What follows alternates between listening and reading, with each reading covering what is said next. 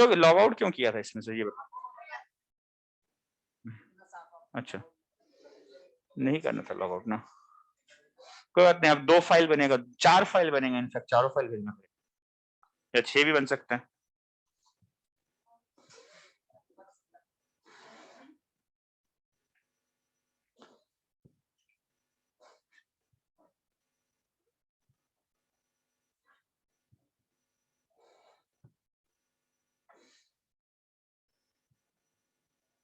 ये क्यों लिखा था, इसको तो हटाओ, जो चाहे तो वहां से मिटा दे। स्क्रीनशॉट ले लो, स्नैपशॉट ले लो।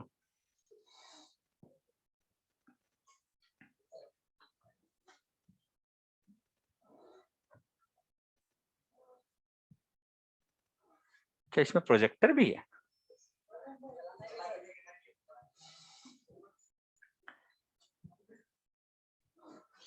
अगर हमारी क्लास 9 तारीख तक हुई ना तो देखेंगे कुछ कुछ चीजें प्रोजेक्टर पे, है ना, कोई मूवी देख लेंगे। यही काम बचा है।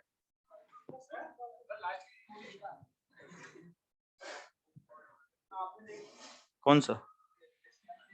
नहीं,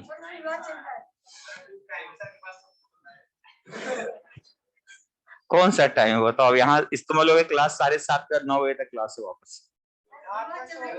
हाँ यार, तो सब बच्चे को अकेले छोड़ के कहाँ ले जाएंगे, तो फिर बाकी लोग नहीं देख पाएंगे मूवी। अरे अगर उसको ले जाएगा तो हॉल के बाकी लोग मूवी नहीं देख पाएंगे, ये बोल रहा हूँ। चलो मिटा दे इसको, चलो मिटा दे इसको। चलो अब आगे देखते हैं। ये समझ में आ गया यहाँ तक? अब देखो इस पे क्वेश्चंस क्या होगा, रस्सी का तनाव बल और म्यू चाहिए मुझे, है ना। देखो मैंने क्या किया, अच्छा ये तरंग का वेग जो है ये किसके सापेक्ष आएगा, तो ध्यान रखना जब भी हम लोग तरंग का वेग बोलेंगे ना, आज नहीं हमेशा ही, वो हमेशा माध्यम के सापेक्ष है। ये रूट टी बाई म्यू किसके सापेक्ष है, जिस माध्यम पे तरंग चल रहा था, किस पे चल रहा है, रस्सी पे, तो रस्सी के सापेक्ष। रस्सी को ट्रक में बैठा दिया और ट्रक को दौड़ा दिया, तब भी रस्सी के सापेक्ष रूट टी बाई म्यू, और रस्सी का वेग जो होगा उतना जुड़ या घट जाएगा उसके वेग से, ठीक है।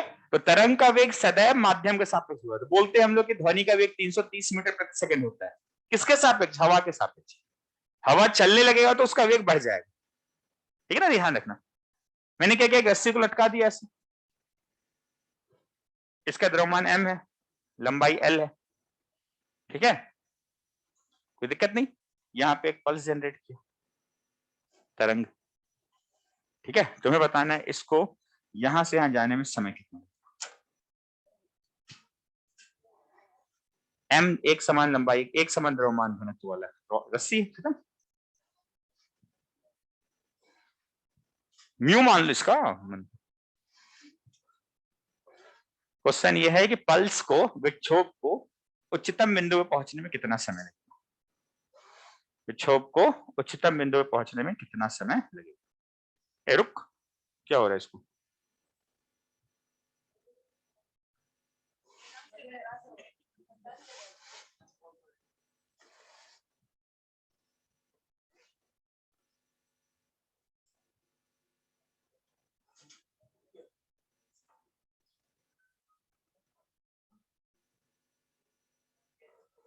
चलो मैनुअल फोकस ज्यादा सही है ऑटो से।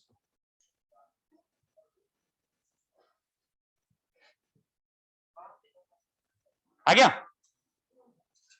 आ गया आंसर।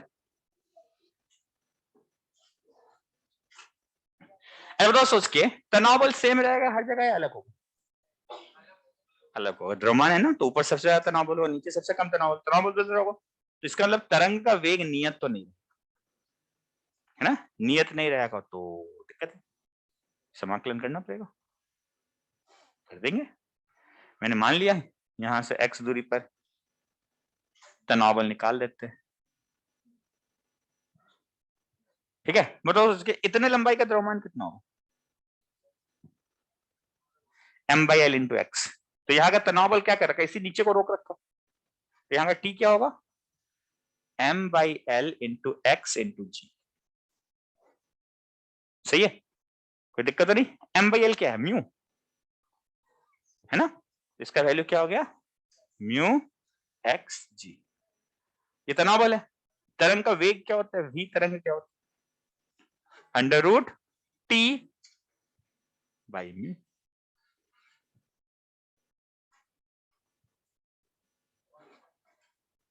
वेग है, अभी दूरी निकालना है तो समाकलन करेंगे ना। हाँ, टी बाई म्यू लिखे, किसी एक्स पॉइंट पे वेग इतना है, ठीक है। वेग को dx बाई dt लिख सकते हैं क्या? लिख दो dx बाई dt।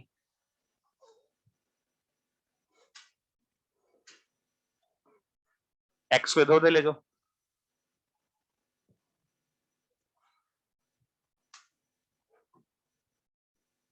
t बराबर 0 पर कहां था? x बराबर 0 पर,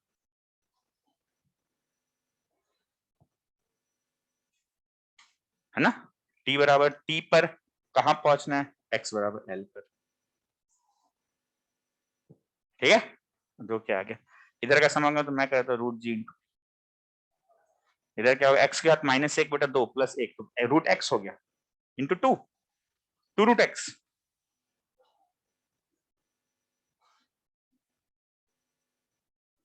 है ना। तो मेरा आंसर हो गया t बराबर under root l by G into 2। चेक करो आराम से। टाइम वैसे का नॉर्मल है समय, ठीक है ना, दिक्कत तो नहीं किसी को? पक्का? अब देखो इसको निकालने का दूसरा तरीका क्या है। अगर मान लो मैं तुमसे त्वरण पूछूं तो डीवी बाई डी कितना आ रही है? DV by D X into V, यही त्वरण होता है। कितना आ रहा है देखो, v क्या है? अंडर रूट एक्स जी, है ना। और डीवी बाई डी एक्स कितना है? इसका अवकलन को तो एक्स के रेस्पेक्ट में, तो रूट जी तो नियत है, बाहर आ गया। एक्स के साथ माइनस 1/2 का अवकलन 1/2 रूट एक्स।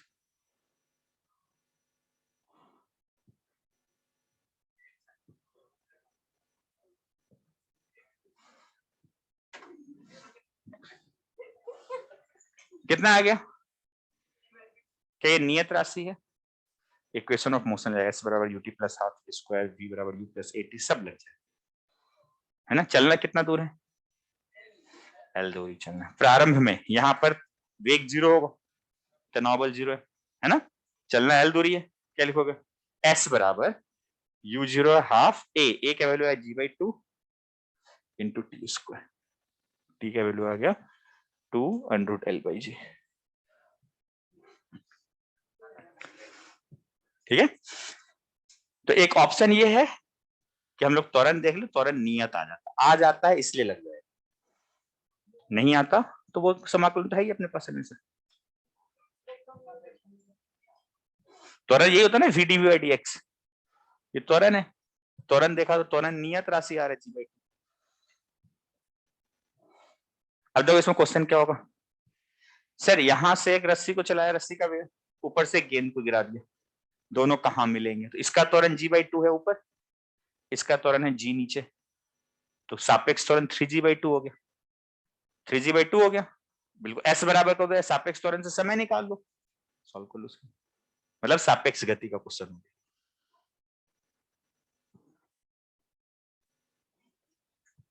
ठीक है। मैंने बोला सर रस्सी सीधा है, अब इसमें तनाव बल बदलेगा क्या? नहीं। क्यों नहीं बदलेगा? सर mg तो नीचे लग रहा है क्षैतिज में, तो तनाव बल से s बराबर करके समय निकालो। अब समय निकालना दूसरा तरीका होता है सापेक्ष वेग से, एक को रोक दिया, एक यहीं कहीं, ये तरंग यहां से यहां 3g/2 से समय आ गया, उस समय से किसी एक में रख दो, वो स्थिति आ जाएगा कहां पर मिलेगा।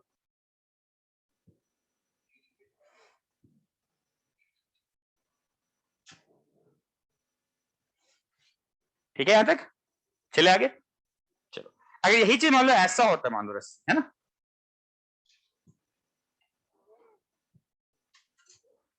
तो इसमें क्या होता है, रस्सी में तनाव बल नियत होता, तो रूट टी बाई म्यू जो भी टी होता है। अब इसको देखो थर्मोडायनेमिक्स से कैसे पूछेगा, कैलोरीमेट्री या थर्मल, क्या बोलेगा? मेरे पास एक तार है जिसकी लंबाई L0 थी, मैं इस तार को 10 डिग्री ठंडा कर दिया, तो इसमें विस्तार आता, विस्तार होने नहीं दिया, संपीड़न आता, वो होने नहीं दिया, इसका इसमें तनाव बल आ गया, वो तनाव निकाल लो पहले, निकाल लिया, रूट बाई म्यू निकाल के वेग निकाल लो।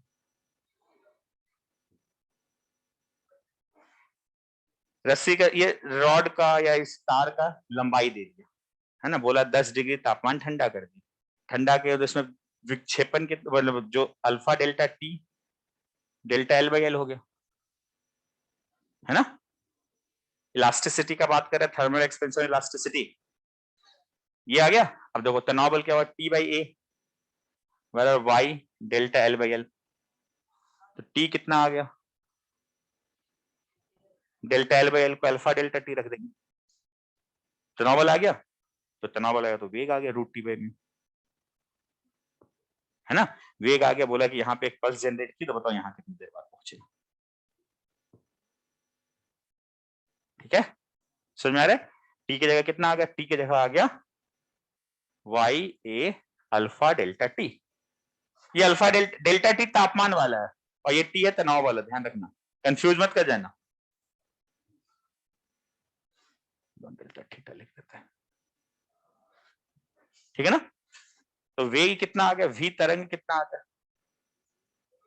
टी बाई म्यू का under root T Y A alpha delta theta upon mu. Question पूछने वाला वेग और थीटा तापमान में रिलेशन पूछ सकता है ग्राफ का। म्यू कैसे चेंज होगा, क्या द्रव्यमान चेंज हुआ ठंडा करने के बाद, नहीं, लंबाई चेंज होने दी है क्या, तो म्यू क्यों चेंज होगा बता दे, द्रव्यमान बटा लंबाई, हाँ, ठंडा कर रहे हैं तो छोटा हो जाना चाहिए था, होने नहीं दिया, तभी तो बांध के रखे,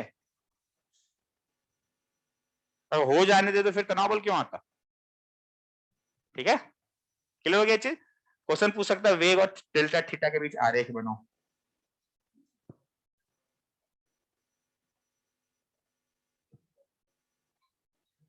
ये क्वेश्चन नहीं लिखवाया मैंने, बोला कि ये पूछ सकता है, अब इस तरह तो हर चैप्टर में आ सकता है, लिखो लिखो लिखो लिखो जल्दी लिखो, एल लंबाई के तार के दोनों सिरों को बांधकर उसे डेल्टा थीटा तापमान ठंडा किया, जल्दी लिखना, एल लंबाई के तार के दोनों सिरों को बांधकर उसे डेल्टा थीटा ठंडा किया, दोनों सिरों को बांधकर, एल लंबाई के तार के दोनों सिरों को बांधकर उसे डेल्टा थीटा तापमान से ठंडा किया जाता है, ठीक है, पूर्ण विराम, ठीक है। यदि तार का यंग प्रत्यास्था गुणांक y अनुप्रस्थ काट क्षेत्रफल a, यदि तार का अनुप्रस्थ काट क्षेत्रफल a यंग प्रत्यास्था गुणांक y तथा एकांक लंबाई द्रव्यमान रेखीय द्रव्यमान घनत्व म्यू हो, तथा रेखीय द्रव्यमान घनत्व म्यू हो, तो तार पर तरंग का वेग ज्ञात करें। अरे वाई ए और म्यू लिख लो, मतलब स्टैंडर्ड मालूम है ना, यदि तार का वाई ए और म्यू दे रखा है, सिंपल सी बात है, तो बच्चों वाला काम करो, एलकेजी के बच्चों को भी ऐसा नहीं बताना पड़ता है, हाँ अल्फा भी दे रखा है, तो तार पर तरंग का वेग ज्ञात, तो तार पर तरंग का वेग ज्ञात,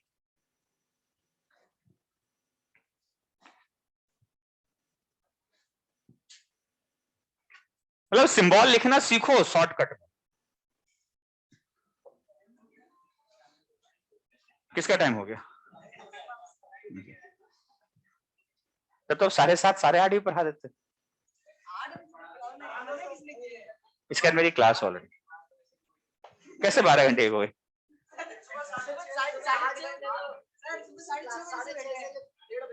अच्छा तो कितने घंटे हुई, 7 घंटे, हाँ तो 5 घंटे का वेबिनार है कुल्लू, अरे कौन बीच में 2 घंटे, कौन से 2 घंटे, हाँ तो बस गुड,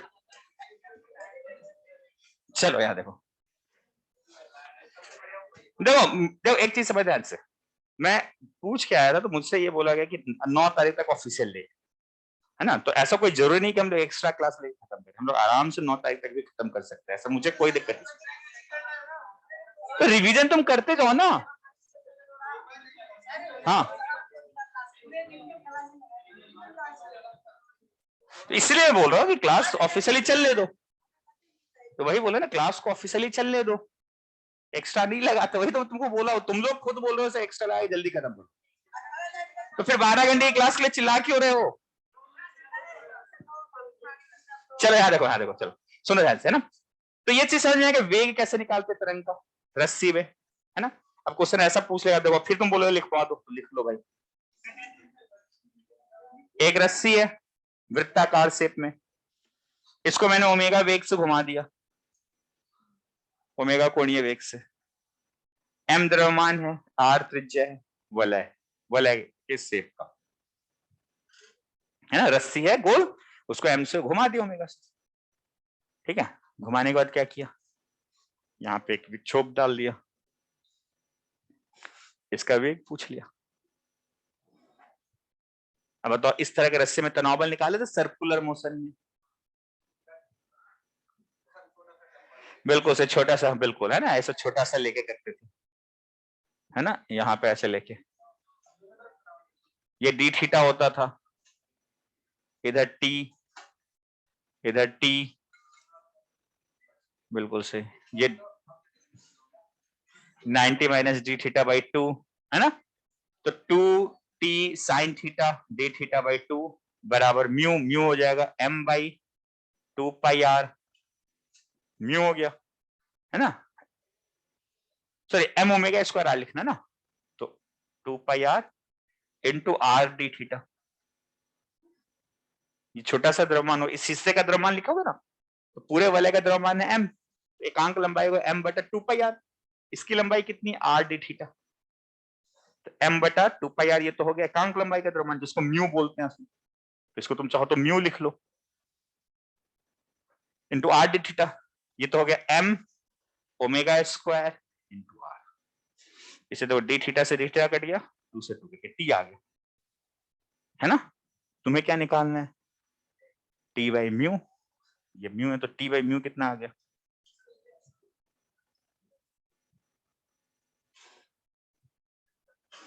मतलब जिस वेग से ये लूप घूम रहा है उसी वेग से तरंग भी चल रहा होगा। तो अगर धरती से देखेंगे तो लूप वहीं का वहीं रह गया, लूप जो विक्षोभन है, क्यों 10 सेंटीमीटर ये चलो 10 सेंटीमीटर वो भी चल गया, तो इसके रेस्पेक्ट में रुक गया ना। समझ में आ रहा है, ऐसा क्वेश्चन नहीं पूछ सकता है। और क्या पूछ सकता है, देखो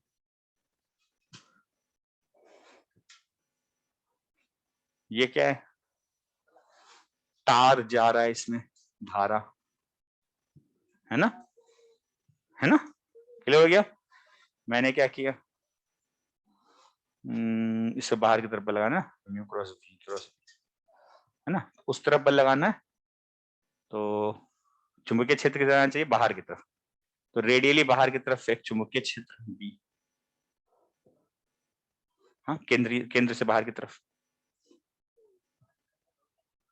बाहर मतलब ऊपर, ऐसे त्रिज्य बाहर, हाँ त्रिज्य बाहर की तरफ, हाँ ऐसे ऐसे ऐसे ऐसे, नहीं गलती कर दिया, गलती कर दिया मैंने, है ना। मुझे बाहर इस तरफ बल चाहिए ना, तो बल चाहिए तो अंदर की तरफ है चुंबकीय क्षेत्र,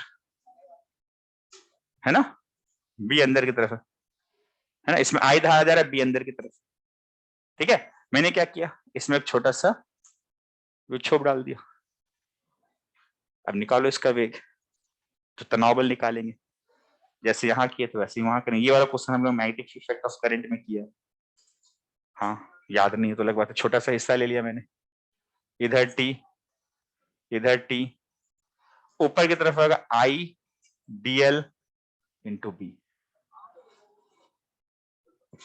बल ऊपर की तरफ आएगा, आई उधर है, बी अंदर की तरफ है, I D L cross B बाहर, ठीक है ना, क्लियर है।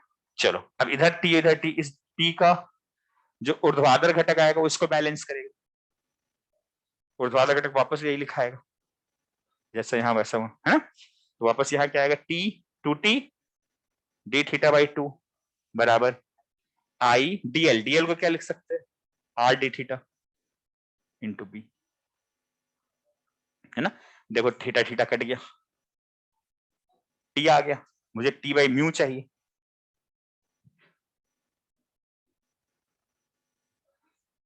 ये वेग आ गया, ऐसा क्वेश्चन पूछ सकते हैं, है ना। और क्या पूछ सकता है, एक क्वेश्चन हम लोग ने पूछा था ऐसा, अनंत लंबा तार था, लैम्डा आवेश घनत्व, है ना, इसके यहाँ पे अपन ने एक वलय रखा था, है ना, इस पे बल पूछा तो दूसरा पार्ट पूछा इसमें तनाव बल निकालो, याद आ रहा है, यहाँ से पूछ सकते, मतलब जहां भी तुमसे तनाव बल पूछ रहा है वहां पे तुम्हें तरंग का क्वेश्चन पूछ सकते टी बाई म्यू डाल के, देखिए समझ आ रहा है, तो ये क्वेश्चन इस तरह बनते हैं, क्लियर है। चलो हम लोग आगे चलते हैं। हाँ कोई भी फोटो खींच लो, मतलब क्वेश्चन के एज ए क्वेश्चन देख लो, ये कोई कंसेप्ट नहीं बता रहे, कंसेप्ट जो था वो टी, हाँ कंसेप्ट जो था वो टी बाई म्यू वाला है। अब टी निकालना हम लोग ने अलग अलग चैप्टर में अलग अलग तरीके से सीखा है ना, तो वो सारे चैप्टर का मिक्स करके हर में को टी पूछ सकते हैं, ठीक है। हम लोगों ने एक और क्वेश्चन उसमें देखा था, एक रॉड था, रॉड को इधर से एफ पर लगाया था, F1 निकाला था, इसमें तनाव बल निकालो बीच में, था ना, F1 minus F2 upon M, ये त्वरण आ गया था एक हिस्से का इलास्टिसिटी में।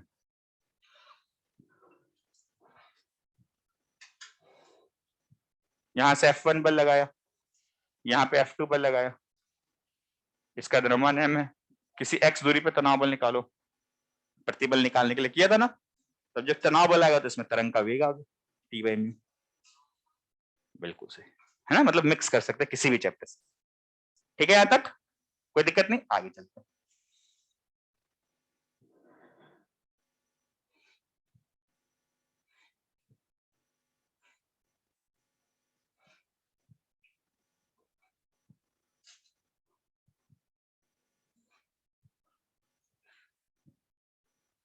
हम लोग केवल और केवल दो टॉपिक पर है ध्यान रखना, तरंग का समीकरण और वेग, है ना, ठीक है, इन दो के अलावा कोई भी तीसरा चीज नहीं सीखना, ठीक है, तीसरा चीज अभी हम लोग सीखेंगे, क्या लिखोगे, प्रगामी तरंग में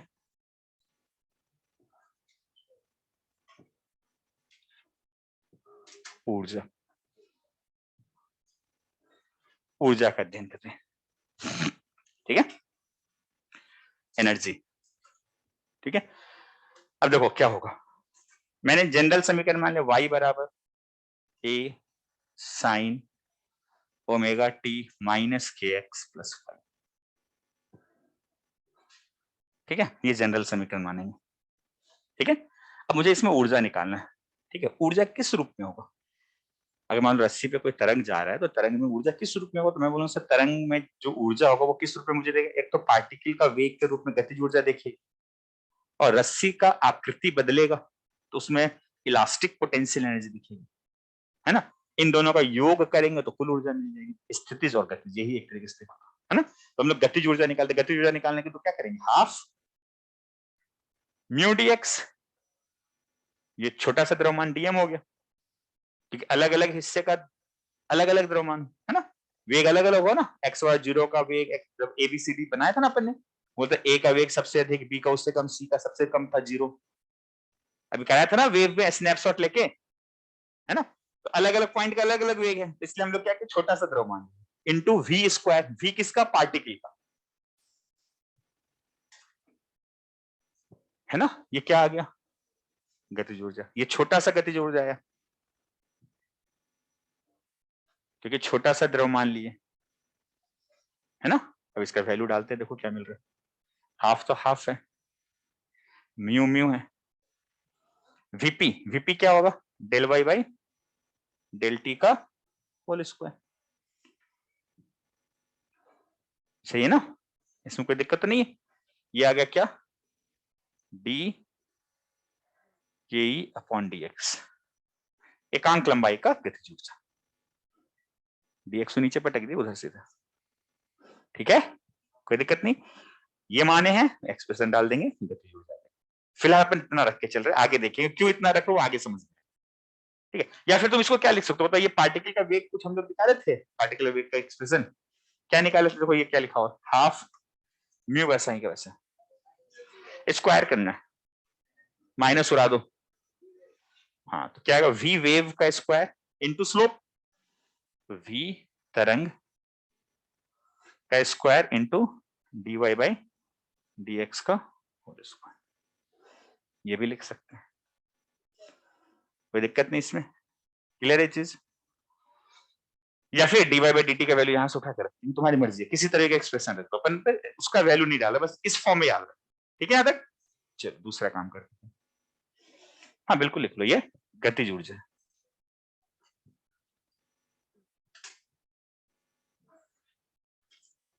अब हम लोग स्थितिज ऊर्जा का बात करेंगे, है ना, स्थितिज ऊर्जा का बात यहाँ पे करते हैं। हाँ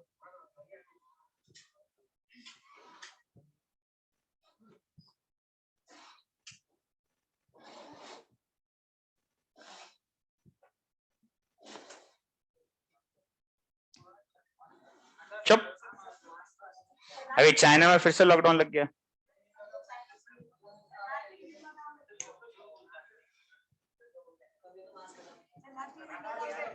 अब आदत लग गया ना, अब आदत में आ गया। चलो अब देखो स्थिर ऊर्जा क्या होगा। स्थिर ऊर्जा क्या होता है? आंतरिक बल द्वारा किए गए कार्य का ऋणात्मक, है ना। यहाँ आंतरिक बल कौन सा? तनाव बल, है ना।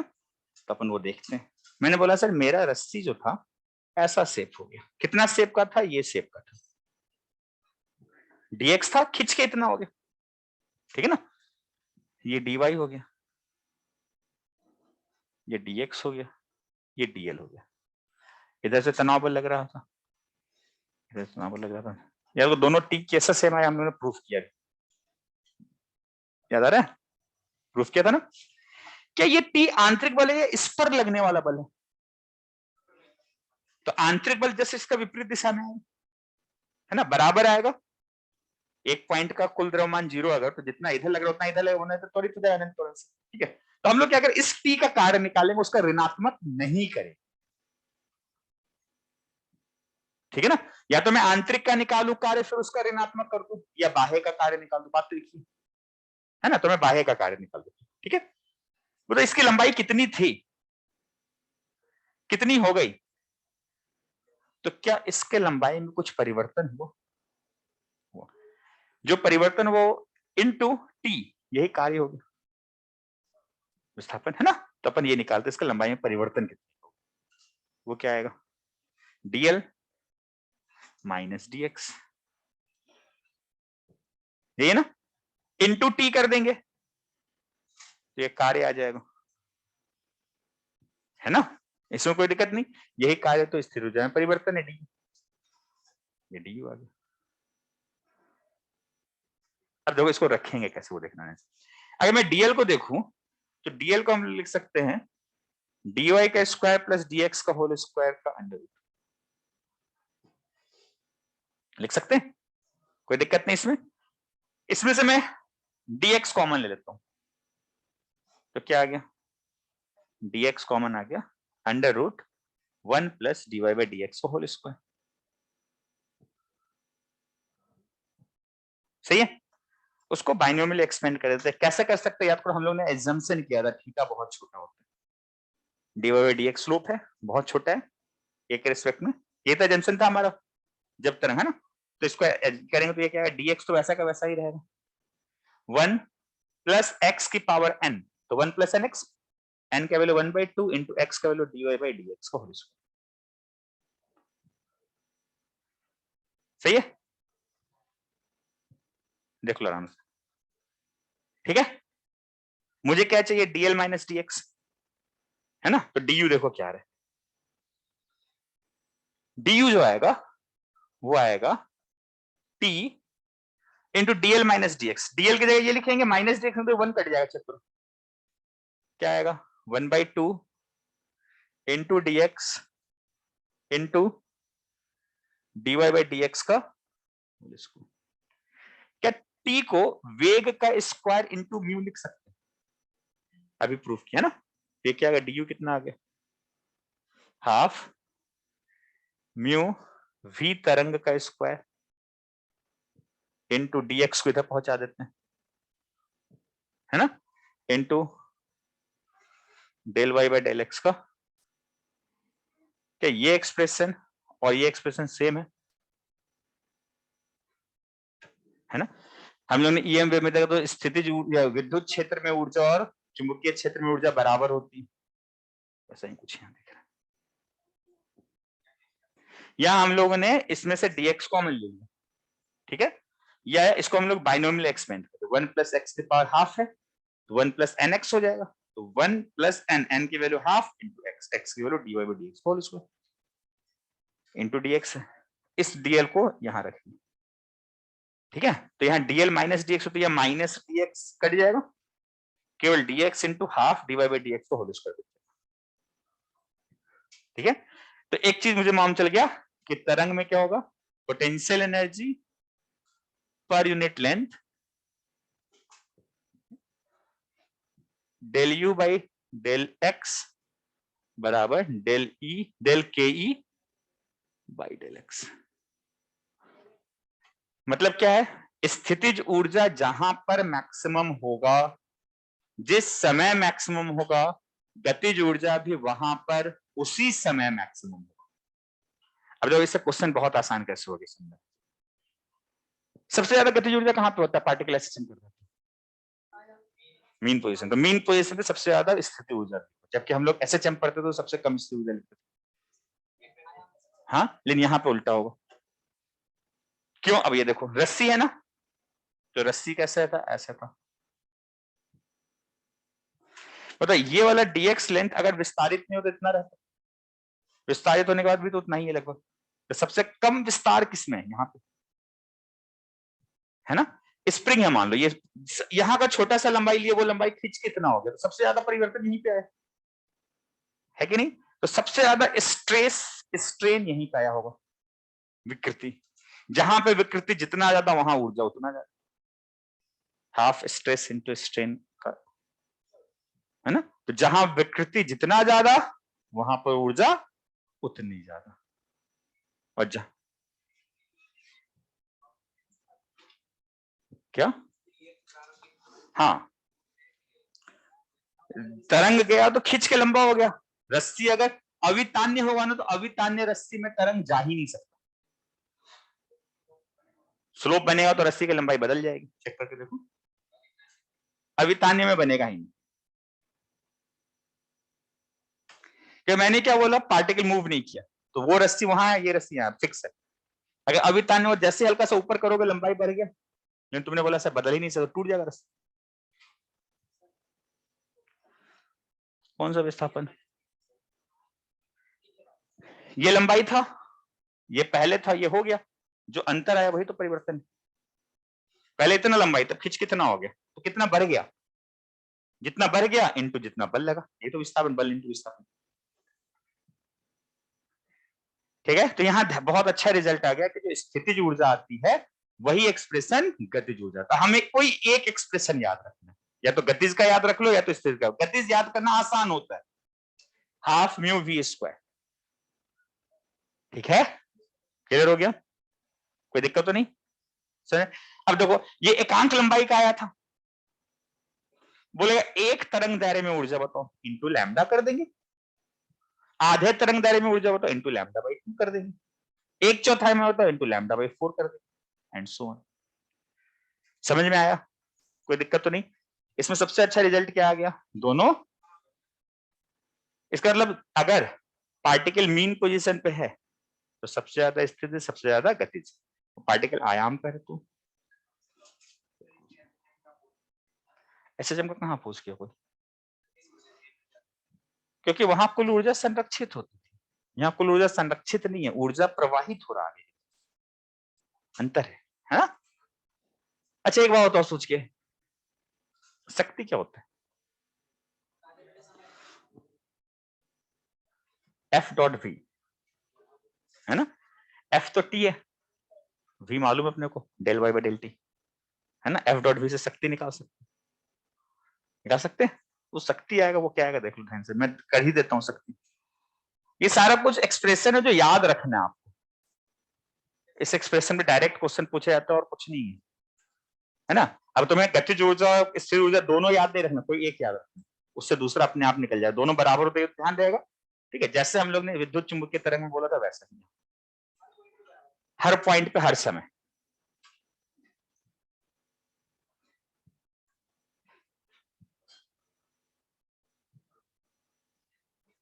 अब जैसे हम शक्ति बोलते हैं, शक्ति क्या होता है, एफ डॉट वी, है ना। क्लियर है। अब देखो ध्यान से, मैंने बात किया कि सर मेरा ये ऐसा रस्सी था, ठीक है ना, यहाँ पे टी लग रहा था बल, इसका वेग मान लिया किधर भी था, ऊपर या नीचे, किधर मान लिया, ऊपर मान लिया।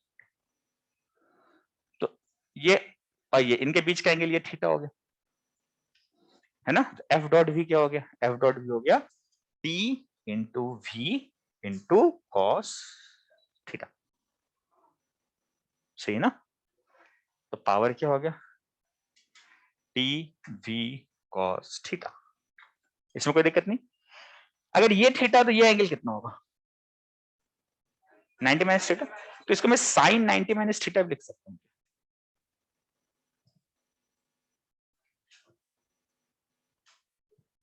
ठीक है ना। अब बताओ सोच के ये 90 माइनस थीटा है क्या, साइन ऑफ 90 माइनस थीटा क्या है, स्लोप। कि थीटा बहुत छोटा होता है, याद करो, tan थीटा हो गया ना ये तरह से, है ना। तो ये स्लोप है, स्लोप को क्या लिखते हैं, बिल्कुल सही। देखो एक चीज वापस समझते हैं, मैंने बोला ये वाला एंगल कितना है, 90 डिग्री माइनस थीटा है ना। ये 90 माइनस थीटा बहुत छोटा है, बहुत ज्यादा है, बहुत छोटा है। तो अगर ये 90 माइनस थीटा बहुत छोटा है, इसको मैं tan 90 माइनस थीटा लिख सकता हूँ।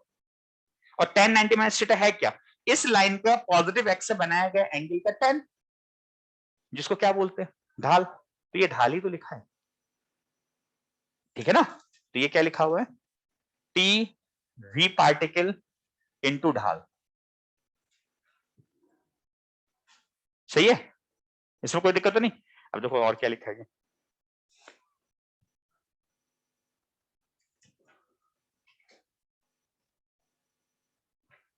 चेक करना।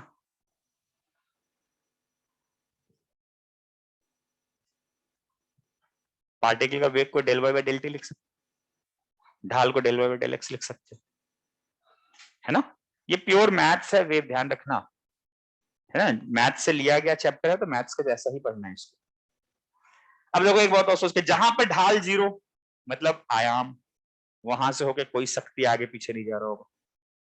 जहां पर वेग जीरो मतलब आयाम, वहां से कोई शक्ति नहीं जा रहा होगा, मीन वाला जाएगा। मीन पे सबसे ज्यादा वेग होता है, मीन पे सबसे ज्यादा ढाल होता है, सबसे ज्यादा शक्ति का स्थानांतरण मीन पे होता होगा। ठीक है, क्लियर हो गया, कोई दिक्कत नहीं, लिख लो इसको शक्ति।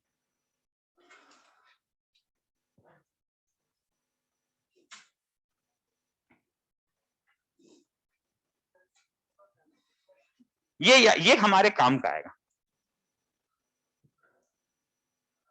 ऊर्जा वाले में कोई एक याद रख लो, गतिज या स्थितिज, दोनों सेम होती है तो पता होना चाहिए, कोई एक एक्सप्रेशन याद रखो, या तो स्थितिज का एक्सप्रेशन याद रखो, तो गतिज का एक्सप्रेशन याद रखो।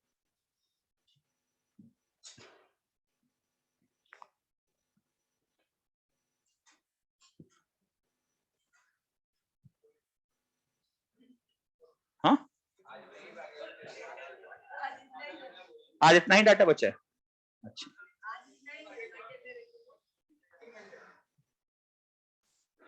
तुम्हारे लिए कहाँ 3 घंटे, तुम तो आधा घंटा वैसे ही लेट आए। हाँ हाँ, तुम तो ऐसे ही आधा घंटा लेट है।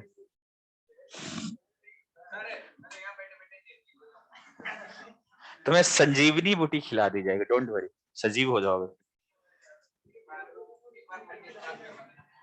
संजीवनी मिल जाएगी। जो जो 5 मिनट का ब्रेक दे रहा हो, बात करके आओ।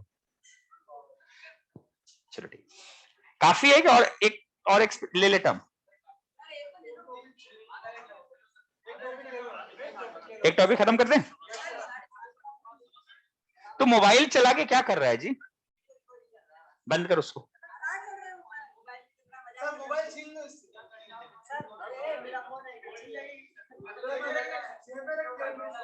चलो ठीक है, सुनो सुनो, एक छोटा सा टर्म अपन देख लेते हैं, ऊर्जा, ऊर्जा, अच्छा ना 7:15 तक छोड़ दे, चलो ठीक है, 7:15 तक लिखते हैं, ठीक, चुप चुप चुप चुप शांत हो, ठीक है। यहां तक ऊर्जा भी हो गया, शक्ति भी हो गया, है ना, ये सारे हो गए। एक छोटा सा टर्म अपन देख लेते हैं, फिर अपन नेक्स्ट क्लास में देखेंगे, है ना। वो छोटा सा टर्म है कि अगर मान लो कोई तरंग जा रहा है, हम लोग ने पहले कर रखा है, उसका किसी सतह से परावर्तन हो जाए, देखा था YDSE वाले में, जब सघन माध्यम से परावर्तन होता है तो 180 डिग्री का कलांतर आ जाता है, याद आ रहा है, वो वाला पार्ट देख लेते हैं, ठीक है। रिफ्लेक्शन, रिफ्लेक्शन हिंदी में क्या बोलते हैं, तरंग का परावर्तन।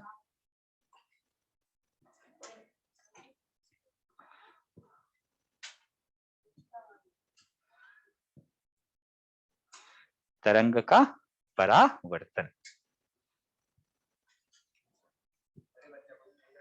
हाँ जी,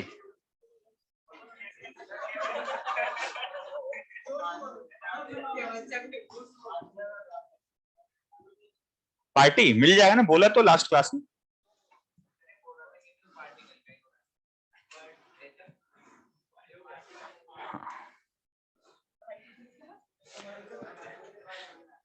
चलो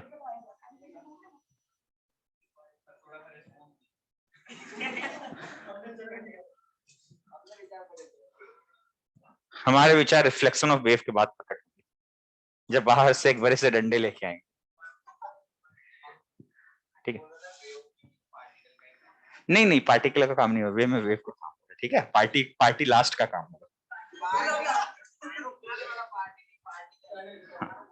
ठीक है, चलो चलो, यहाँ हमें समझ गया, सब समझ गया ना। चलो, रिफ्लेक्शन ऑफ वेव, तरंग का परावर्तन। ठीक है, अब देखो ध्यान से, जैसा हम लोगों ने वहां देखा था कि परावर्तन कब होता है, जब एक माध्यम से दूसरे माध्यम में तरंग जाएगा तभी परावर्तन होगा। सेम माध्यम में हो तो तरंग का परावर्तन नहीं होगा। मतलब रस्सी ले लिया गया, वो तो मोटे रस्सी में तरंग तेजी से भागेगा, पतली रस्सी में म्यू कम है ना, म्यू कम है तो टी बाई म्यू, म्यू कम तो वेग ज्यादा। तो अगर मान लो दो रस्सी मैंने बांध दिया, एक मोटा रस्सी एक पतला रस्सी, और तरंग को भेजा एक, तो बताओ सोच के माध्यम बदला या नहीं बदला? कौन माध्यम को सघन बोलोगे? जिसमें वेग कम वो सघन, जिसमें वेग ज्यादा वो विरल। ठीक है, तो जैसे ही वेव का मीडियम बदला, तरंग का वेग बदल जाएगा। ये जैसे, ठीक है, तरंग का वेग बदल लेगा, माध्यम बदलेगा, तो कुछ हिस्सा तो पक्का है परावर्तित होगा, कुछ हिस्सा जा भी सकता है नहीं भी जा सकता, परावर्तित होगा ये 100%। ठीक है, यहां तक कोई दिक्कत है? तो जब भी माध्यम चुनो, तो मैंने एक रस्सी लिया है ना,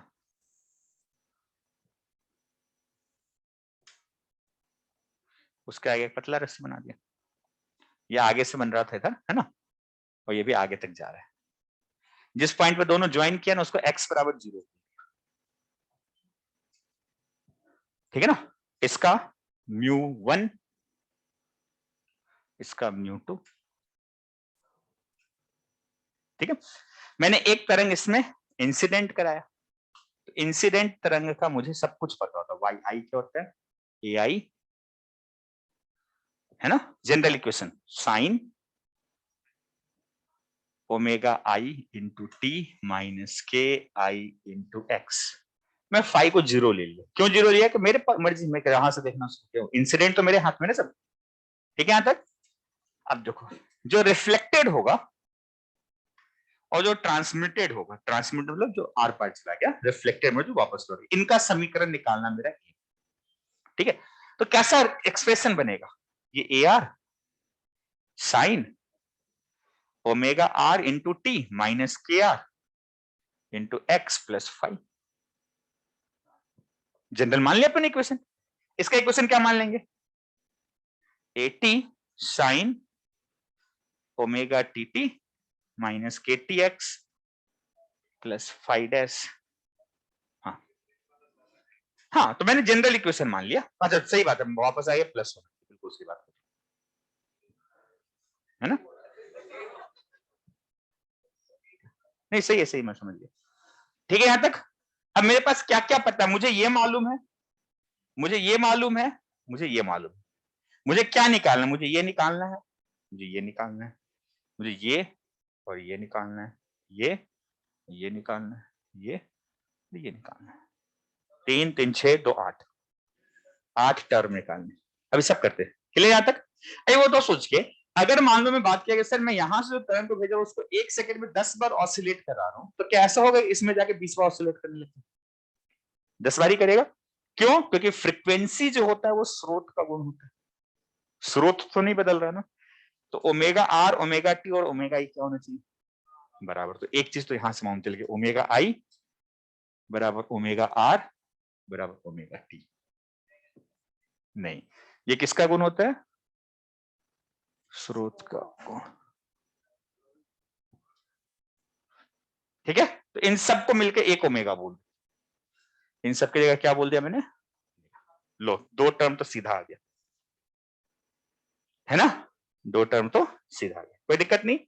चलो अब बचता है के आर और के टी। एक बात और सोच के, इस वाले में तरंग का वेग चाहे इधर से जाए चाहे इधर से आए, अंतर आएगा क्या? नहीं आएगा ना।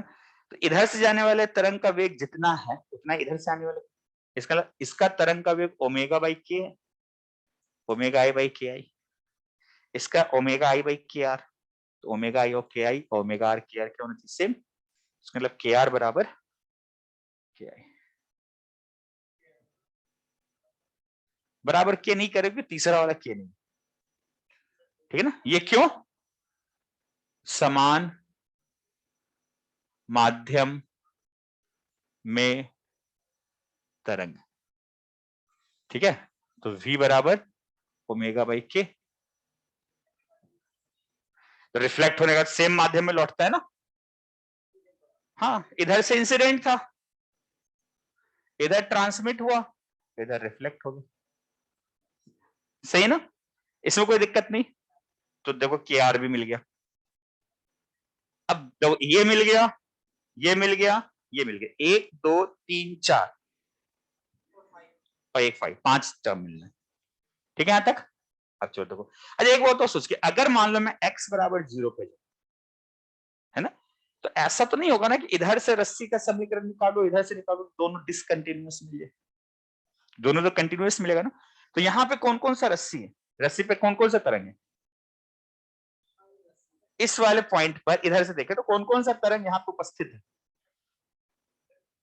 अरे उधर वाला उस रस्सी पे, इधर इस रस्सी से पूछा कौन कौन सा तरंग, इंसिडेंट और रिफ्लेक्टेड। कहां पर x बराबर अध्यारोपण पर ही थे, इसके लिए इन दोनों का योग कहां पर x बराबर 0 पर किसके बराबर होना चाहिए? सही है। तो मैं लिख रहा हूं रस्सी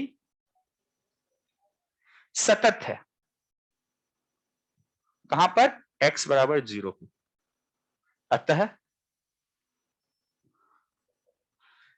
yi plus Y R at x बराबर 0 बराबर y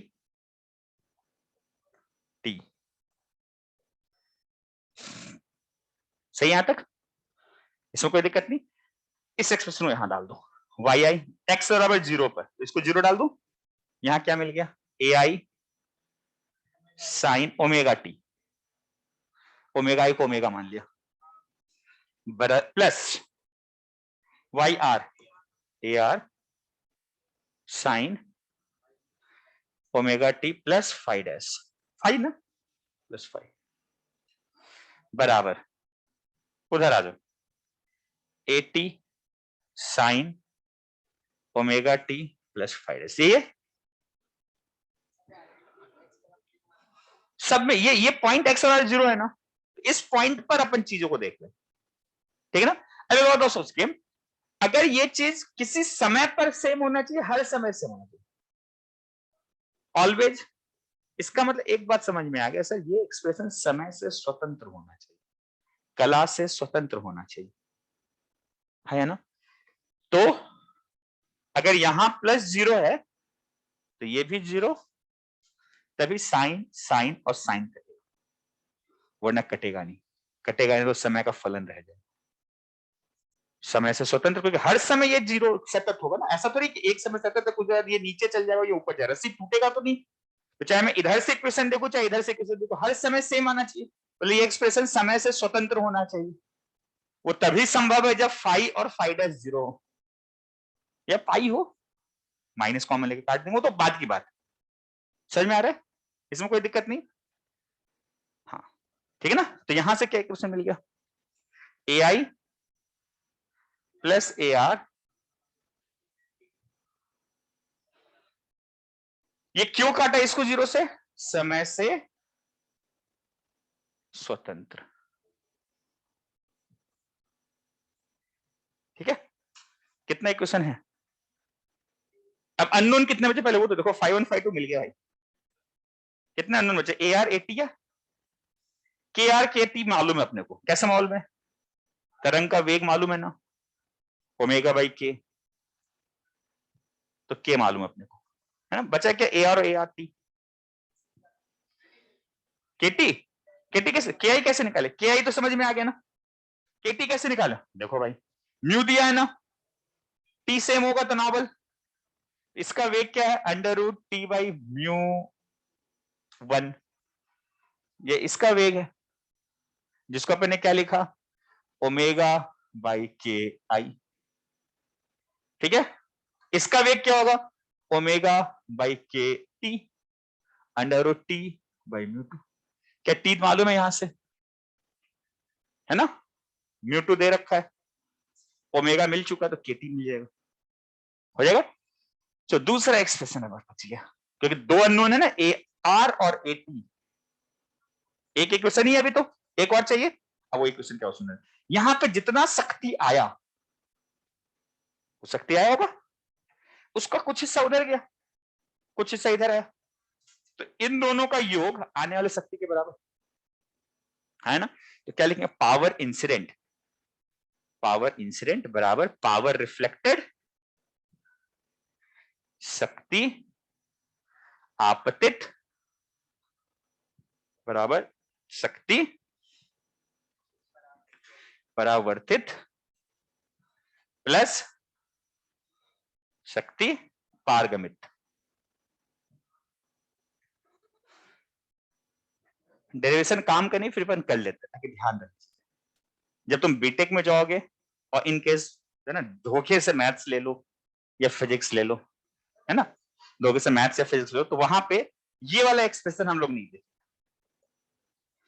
वहां क्या बोलते हैं, वहां हम लोग स्लोप्स के टर्म से बात करते हैं, रस्सी का सतत होगा और ढाल भी सतत होगा, ढाल भी सतत होगा, ऐसा तो नहीं सडन चेंज हो जाएगा, इधर से ढाल निकालेंगे तब, क्योंकि डिफरेंशिएबल होगा ना रस्सी हमेशा, रस्सी स्लोप ऐसा तो नहीं बनाएगा ना कभी त्रिकोण, तो ढाल सतत होगा, तो मैं क्या करूंगा इसको एक बार अवकलन करूंगा, इसको एक बार अवकलन करूंगा और इसको एक बार अवकलन करूंगा, उसको आ गया D Y I by D T plus D Y R by D T बराबर D Y T by D T, जैसे यहां पर नहीं किया, इसका ढाल निकाल कर उसको भी, है ना, जब मैथ्स पर होगा तो वहां ये होगा, फिलहाल हम लोग मैथ्स में नहीं जा रहे, तो हम लोगों ने कॉमन सेंस लगाया, जितना शक्ति है उसका कुछ उधर गया कुछ इधर, शक्ति को बराबर, शक्ति क्या होता है अभी निकाला था F dot V, F dot V निकाला था ना, क्या था F dot V, T del Y by del T del Y by del X, बहुत सही है ना।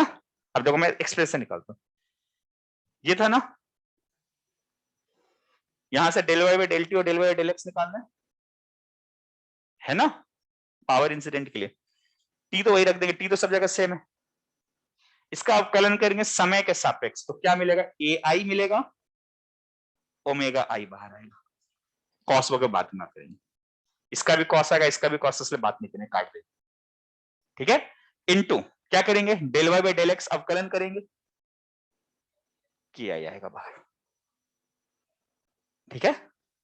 कहां पर बोल रहे हैं शक्ति आपतित हो रहा है, एक्स बराबर 0 पर, तो इस एक्सप्रेशन में एक्स 0 रख देंगे बाद में, ठीक है। तो ये क्या आ गया पी कितना आ रहा है टी इंटू इसका अवकलन समय के सापेक्ष, जल्दी बताओ ए आई ओमेगा आई, सही है ना, ओमेगा आई को ओमेगा लिखें, इंटू इसका अवकलन एक्स के सापेक्ष ए आई के आई, ठीक है। साइन वाला टर्म बनेगा, एक्स का वैल्यू 0 डालेंगे तो केवल साइन ओमेगा टी बचेगा,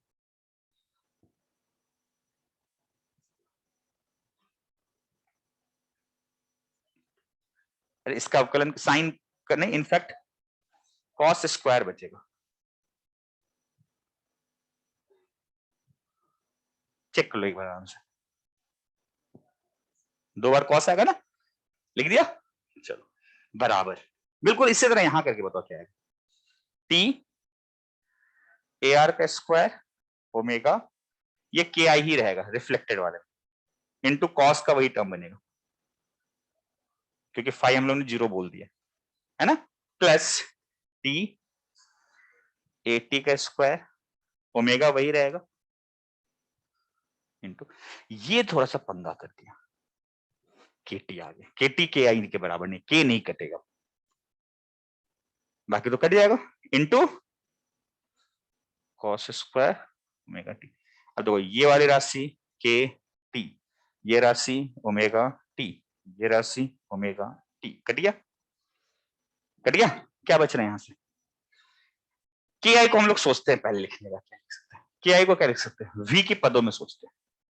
मेरे पास दो ऑप्शन है, या तो मैं वी की पदों में लिख लूं या तो मैं म्यू की पदों में लिख लूं। मैं वी की पदों में लिखने को सोचता हूं, ठीक है ना। के आई क्या था? ओमेगा बाई के वी होता था।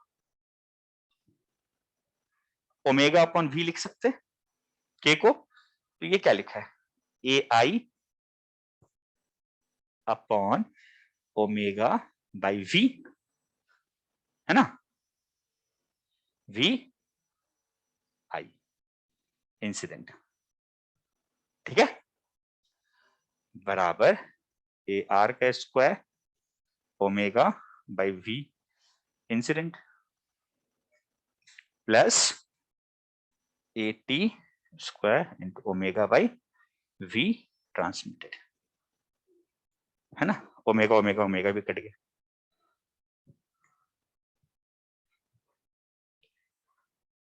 है ना। दो अननोन है, दो इक्वेशन है, सॉल्व करना है। कर सकते हैं सॉल्व? नहीं हो सकता अभी। अभी कर दे, कर देते। एक मिनट, किसको मिटाएंगे पहले बताओ, क्या मिटाए?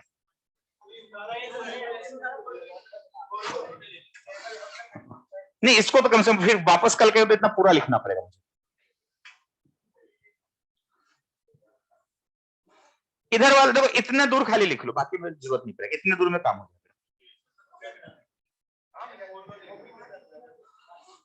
इधर वाला लिख लो, बाकी वो आराम से लिखना, उसमें नहीं मिटा। इधर वाला मिटा दे, नहीं जल्दी लिखो, जल्दी लिखो, जल्दी लिखो, खाली ये चीज मिटा दो, ये चीज लिख लो। बाकी रस्सी का चित्र बन गया।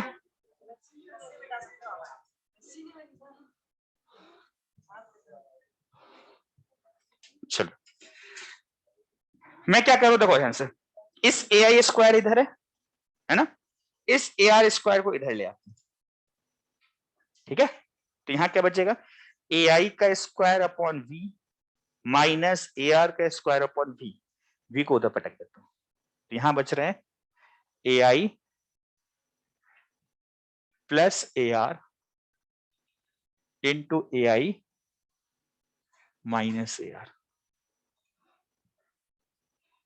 ये बच रहा है बराबर, इधर बच रहा है ए टी का square into V I upon V T,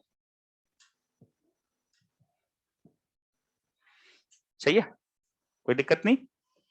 ये ए आई प्लस ए आर क्या है? इससे एक ए टी कट जाएगा, कट जाएगा। अब देखो ए आई माइनस ए आर मिल गया और ए आई प्लस ए आर मिल गया, यूज करके ए आई ए आर ए टी 200 है ना, उसके नीचे लिख दो ए आई प्लस ए आर बराबर ए टी, ये लिखा है ना। दोनों समीकरण को ऐड कर दो, है ना। ये क्या बच गया? 2ai बराबर ए टी कॉमन आ गया, 1 प्लस वी आई, तो V T plus V I upon V T,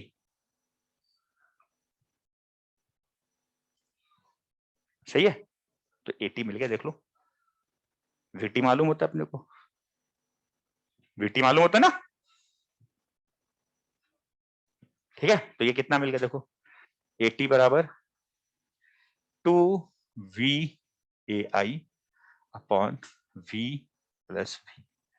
अब मैं आई और टी ना लिख के 1 और 2 लिख देता हूं, किस फॉर्म में याद रखना तुम्हें आसान लगता है उस फॉर्म में लिख, आई और टी या 1 और 2, 1 2, आई और टी, आई मतलब इंसिडेंट, टी मतलब ट्रांसमिटेड, ठीक। तो ये तो था टी, ये था टी, ये था, ये याद रखना है। अब देखो जिस समाधान से मैंने बोला सर, दूसरा रस्सी जो था ना वो अनंत मोटाई का था, उसका म्यू अनंत था, तो ट्रांसमिटेड वीटी कितना? ये अनंत था, 0, ये 0 हो गया, ट्रांसमिटेड का एम्पलीट्यूड कोई प्रकार, कोई तरंग उधर नहीं जाए, सारा परावर्तित हो जाएगा। ठीक है, अगर 80 मिलेगा तो AR भी निकाल सकते हो। घर पे देखना AR का वैल्यू जो आएगा वो आएगा VT 0 minus VI into AI upon VT plus VI। आराम से निकालना ना, एक इक्वेशन निकाल लिया, किसी में रख देना, ये 80 का वैल्यू याद आ जाएगा। ठीक है, क्लियर है? अब देखो ध्यान से, हम लोग क्या बोलते थे, अगर मान लो दूसरा माध्यम सघन है तो दूसरे माध्यम में वेग क्या होगा? तो VT कम है VI से, ये वाली राशि, इसलिए AI जो होगा माइनस ऑफ AR आएगा, या AR जो होगा माइनस AI होगा। मतलब अगर ऊपर से पल्स गया तो लौटने वाला पल्स नीचे से, इसीलिए बोले थे पाई का कलांतर आ जाता, बोला था ना। अगर उल्टा कर दे, मैं बोल नहीं सर, बाहर वाला दूसरा माध्यम विरल है तो उसमें VT क्या होगा, वेग क्या होगा उसमें ज्यादा, तो ये वाली राशि क्या आएगी, नीचे तो हमेशा पॉजिटिव है, तो उसके बाद जो वहां से जो परावर्तित होगा, विरल माध्यम से जो तरंग परावर्तित होता है वो सीधा अगर गया तो सीधा ही लौटेगा, उल्टा होकर नहीं लौटेगा, मतलब पाई का कलांतर नहीं आएगा। समझ में आ गया? कोई दिक्कत नहीं, ये वाला एक्सप्रेशन याद रखना।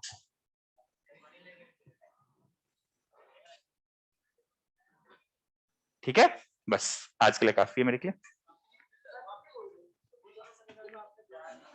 देखो मैंने क्या किया, इससे स्क्वायर वालों को पहले ऐसा बना, इसके बाद ये कट गया 80, उसके बाद इसमें ये वाला समीकरण ऐड, ये 80 लिखा हुआ, हाँ देखो 1 से 80 से जोड़ दिया, घटाएं। ठीक है, यहां तक कोई होमवर्क नहीं? हाँ बोल, कोई होमवर्क नहीं दे रहा हूं, बस ये है कि बनाते रहना, अपन डिस्कशन एक दिन कर लेंगे, है ना। चलो हाँ, थोड़ा सा मुझे मालूम है सिलेबस हॉच पॉच हो रहा है, अगर 9 से मेरे ख्याल से, मुझे जहां तक मैं आज जाके बात किया था, है ना, तो हम लोग बाद में इन्हीं चैप्टर को तुमको डाउट रहेगा अपन वापस क्लियर कर, हाँ रिवीजन कर लें उसमें ना, वो रिवीजन करेंगे क्वेश्चंस के सॉल्व के थ्रू ना, जब क्वेश्चन करेंगे अपने आप क्लियर हो जाए। ठीक है, चलो, है ना, थोड़ा सा हॉच पॉच है, मुझे मालूम है, हम लोग स्लो, शुरू में स्लो हो गए,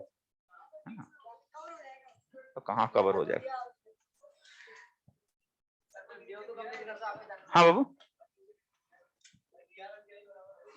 VR और VI तो बराबर था ना, अभी यहाँ पूरा रामायण खत्म हो गया, फिर तुम पूछ रहे हो कौन थे, वैसे मुझे भी नहीं पता, सीता जी के चाचा।